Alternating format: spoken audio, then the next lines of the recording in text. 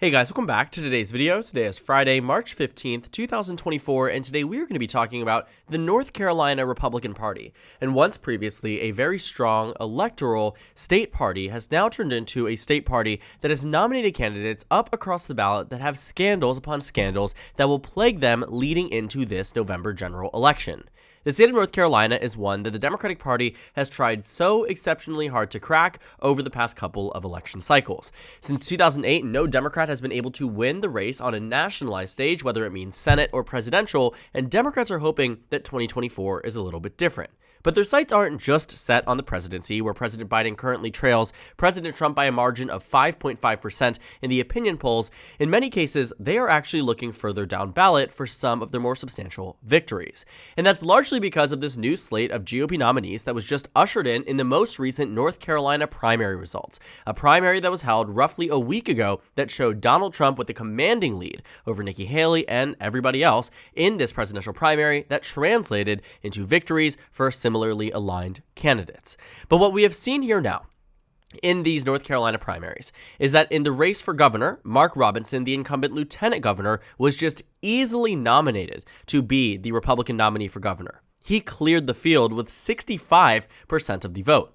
When you take a look at the elections across the other important races, things like labor commissioner, secretary of state, all the rest, you find that in some of the more important ones, like superintendent of education, a new issue that has been popularized largely by the right wing, especially in relation to things like critical race theory and LGBTQ plus identity in the classrooms, things around education have become popularized and Republicans chose the wrong person. And we'll talk about that in just a moment. And when it comes down to some of these congressional races, we can see here too that when it comes down to the Republican Party in all of these races, they nominated a candidate who in 2018 was associated with election fraud, and the Republican House of Representatives and the Democratic House of Representatives refused to seat this Republican because of his heavy association with election fraud. And so as we go through the slate of candidates, whether it's a congressional race or a gubernatorial race or one of the low-level but still very important state superintendent races, we find here that the Republican Party seems to have nominated lackluster candidates across the board. The first thing that broke was the day after the primary with the North Carolina Republican gubernatorial nominee. Mark Robinson, I told you he was the lieutenant governor, but his name is more well known not because of his position, but rather because of his statements. In many instances, he has done things from ranging from quoting Hitler to saying that women should not have the right to vote, that he, yearns for the time at which America did not give women the right to vote. Plenty of comments, and I would ask you to look no further than his Wikipedia page, which can be described as the headlines can tell you here of 2020 campaign, anti-Semitic remarks, Holocaust denialism, anti-gay and transphobic comments, and other controversial remarks, upon many, many others that are likely to drop, given that the opposition research released the day after the primary was about him believing that women should not have the right to vote, and that he wishes America was back in the time before women did have that right to vote. I can only imagine what will come up as you get closer and closer to this election, because arguably he is a bad candidate for the GOP, given how many scandals he has now erupted in. And this comes at a time at which we now have the Republican nominee for state superintendent in North Carolina who publicly called for the executions of President Biden and President Obama. As recently as during the COVID-19 pandemic, said that she would rather see President Obama in front of a firing squad and that she would pay to see that on live television, now representing the public school teachers in the state of North Carolina and hoping to represent them through a 4-year term. She is getting all of these things thrown at her, and all of this is still public on her Twitter page. These tweets that have resurfaced are ones that have been piled upon themselves because she has leaned into conspiracy theories, leaned into violence, into extremely harmful rhetoric, and has really taken upon stances that we have just seen are now becoming a major scandal. When President Biden was being inaugurated, she said that somebody should, take him out in less kind words. I mean, she has made so many comments that as somebody who is running on a statewide ballot in arguably a swing state, it hinders the Republican Party not only in this race, but across the board. And so now what we have is a combination effect here. The state superintendent Republican nominee, the literal Republican nominee for governor, and the incumbent lieutenant governor has all of this opposition research being dropped on him right before we see the general election ramp up. And I can only imagine what Democrats are sitting on moving forward. And then when it comes down to the congressional race, Mark Harris, who ran in North Carolina in 2018 and again was not seated in this race because of credible allegations of election fraud. I mean, take a look. Let's see here. North Carolina's 9th district, which resulted in a special election, which, yes, Republicans did win. But Dan McCready ran against Mark Harris in this race and lost by 0.32%, a very narrow margin that triggered an automatic recount by North Carolina state law. But get this, in their investigation of the 9th District, they in fact found that ballot harvesting, which is something that is illegal in the state of North Carolina, was conducted by the Republican candidate for House, who is now returned to the House of Representatives and is now running in a very, very similar region of the state. And so you find that Mark Harris, who was literally removed, not allowed to be in this position because of election fraud, because he was closely associated with it. I mean, you can read a little bit deeper into it, but now he's back up. Now he's back up to run, and chances are he's going to do quite well. And so what we see here in North Carolina is on every level, congressional, statewide, and potentially presidential, depending on what happens with President Trump, they are finding that their candidates that they are putting forth are not their best.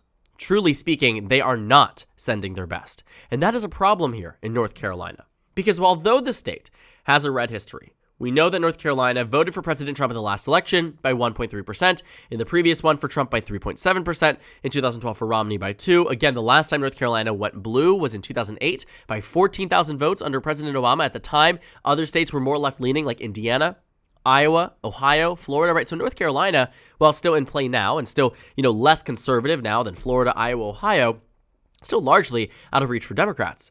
But take a look at what happened in 2020 when we had North Carolina up again in this election. Well, in North Carolina, there was also a governor's election that happened alongside the same ballot as Donald Trump being at the top of the ticket.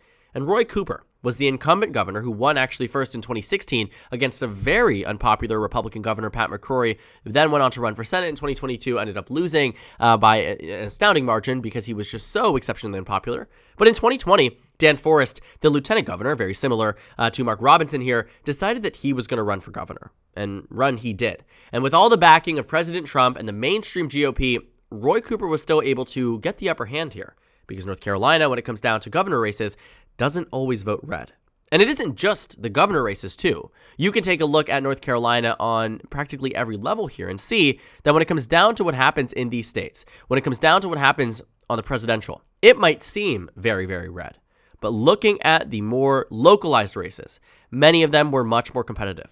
The judicial races here in 2020 were so exceptionally close. Sherry Beasley, the incumbent at the time Chief Justice of the North Carolina State Supreme Court, lost by a margin of 500 votes out of over 5.3 million cast. Democrats also did quite well when it came down to some of the other races across the state. They won the Attorney General's race. They won the other races when it came down to treasurer. When you're looking at where they had some of the strength, they were able to do well as Democrats, despite the state overall voting for the Republican Party. And so what I take away from that is that although North Carolina has its red history, when there are bad candidates, there are bad candidates. And voters in North Carolina are not entirely opposed to voting for Democrats in the instance that they are put up with a Republican nominee who is lackluster. And I think the impact of this isn't just contained to these individual races. When you have a Republican Party that is in very much, going to be associated with all of their other candidates. I mean, this Republican Party is not going to be perceived as a different Republican Party than that of somebody who's running for state auditor, right, or land commissioner. This is a perception problem. This is an issue that the Republican Party has been facing in many blue states and honestly swing states, states like Arizona and Georgia, where the brand of Donald Trump and the brand of this Make America Great Again wing of the party, alongside all those scandals that follow through, is being associated with, up across the ballot, whether the top of the ticket, whether at the bottom of the ballot, it doesn't matter what it is. This is how politics works. It's almost entirely about perception, and right now Democrats are winning that battle because clearly in their races, they vetted well. Clearly in their races, they found a way to, take a look at the race and say, these are the Democrats that we want. They funded the right Democrats. They backed the right Democrats. They gave them the resources and abilities to win this primary. And so they don't have anybody who's really coming up here and saying that all of a sudden now I'm going to have all of this opposition research dumped on me, because in many cases, it just simply doesn't exist. Democrats seem to be doing something correct when it comes down to North Carolina. And now today, President Biden and his team announced that they are going to be launching a tens of millions dollar effort in ad buys and spending on field offices, on organizers, on people in North Carolina looking to potentially expand the electoral map. Do I think he will do it? That's yet to be seen. We have so much time until we actually reach the November election, but what I will say is that these nominees are locked in. No matter how crazy or how extreme their scandals might be, the North Carolina GOP, more likely than not, I'm talking 99 to 1 chance, will not remove these candidates for governor, state superintendent, congressional, whatever it might be. And this is only the beginning. This is just what we have seen from March 5th, when this primary occurred, Super Tuesday. Big win for Donald Trump. Big win for Donald Trump, bad win, right, for the Republican Party. They might have been able to do well in these primaries for who they nominated, but not for the sake of electability this coming general election. And so if 10 days out, these are the scandals that are being broken now, and not the ones we would expect to see in October surprise, an early September surprise, something that could change the trajectory of the race, I think, is still waiting to be seen. And I think the problem is that because they have so much, they are releasing it in sequences, which is telling us early on that based on these comments said, I mean, you can read the tweets yourself. You can read the comments, the quotes themselves, the comments on video about going back to an America where women couldn't vote. I mean, you have people here who have taken the most egregious stances compared to where the middle of America is, compared to where the average North Carolina resident is. And the only thing that could maybe be their saving grace is that North Carolina is, in fact, more red than it is blue. And polarization, above all else, is the most important factor in a general election. But I'd like to think here that looking at the past election cycles, Democrats absolutely can win these races, and this only harms the GOP in the state.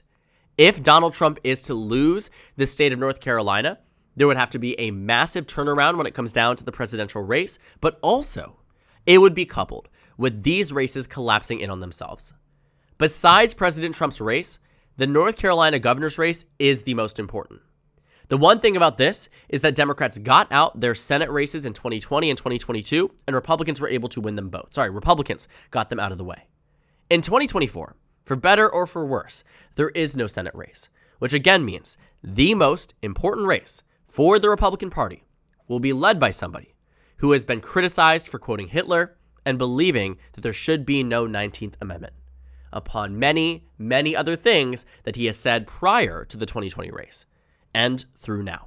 And in many cases, when asked, do you apologize for the comments that you have made? Do you regret any of the comments that you have made? Every single time, he says no.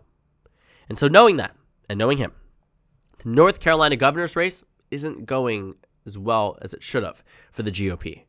This should have been a slam dunk race.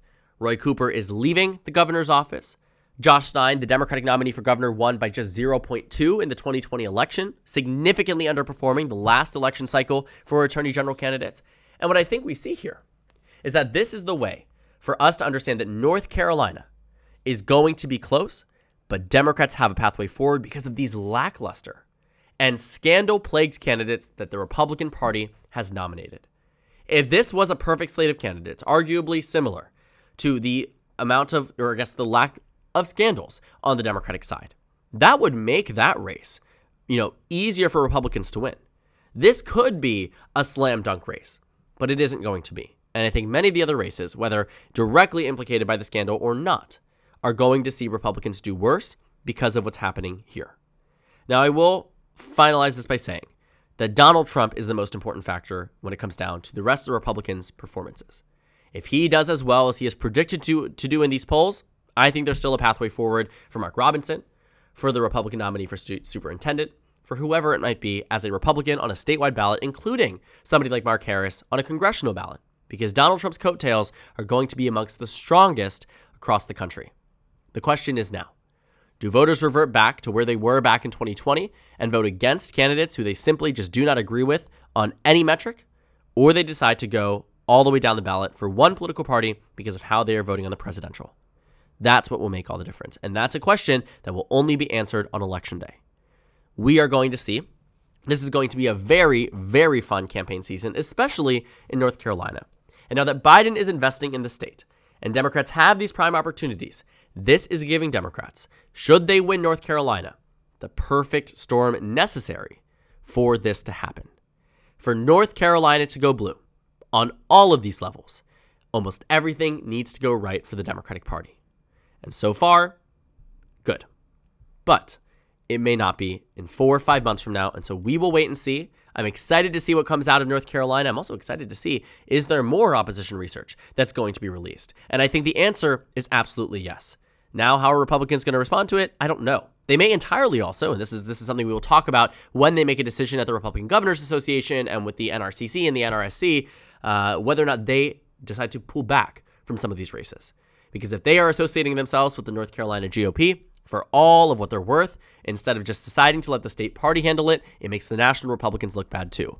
We saw back in 2022 when they decided not to fund Doug Mastriano in the governor's race in Pennsylvania. We saw this happen when it came down to other candidates in some of the upcoming races for Senate, where they decided that they might pull back depending on who the nominees are for Senate, for House, for governor even. And I think this might be one of those races, alongside the state superintendent races, where Republicans say, you're not getting a dime from us. President Trump can carry you across the finish line if he's able to do so. But as of right now, we aren't doing much for you because I think they do not want to invest in races that they may deem otherwise unwinnable. And we've seen it happen before. We may see it happen this time around, but only time will tell. And I'm excited to see what the outcome is of these scandals and the many more that are probably going to drop in relation to the North Carolina GOP about their strategy for winning in the 2024 election. So thank you guys so much for watching this video. Make sure to comment down suggestions below. Subscribe on the left if you haven't already, and check out the Instagram and Twitter. At the bottom left of the screen, there's also a Discord server for you to go ahead and join. On the screen, there's a video you can watch, and then a playlist from my 2024 presidential election analysis videos. Again, thank you guys so much for watching, and I will see you all later today.